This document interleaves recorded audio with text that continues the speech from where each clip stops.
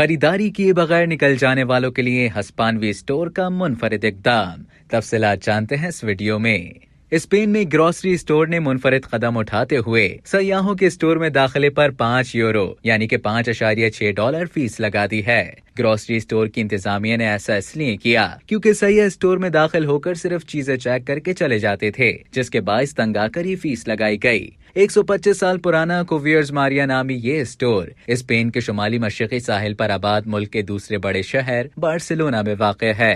1898 سے کاروبار میں مصروف عمل یہ اسٹور بارسلونا شہر کے ایک دلچسپ مقام پر واقع ہے۔ اپنے مخصوص قدیم انداز اور روایتی ڈیزائن کے اندرونی ماحول کے باعث سینکڑوں سیاح روزانہ اس اسٹور پر آتے ہیں، لیکن اصل مسئلہ یہ ہے کہ ان میں زیادہ تر سیاح اندر فروخت ہونے والی اشیاء، جن میں ہر قسم کی روایتی ہسپانوی ساسیجز، کولڈ کٹس، چیز، آئل، مشروبات وغیرہ کی خریداری نہیں کرتے، بلکہ انہیں دیکھ کر نکل جاتے ہیں۔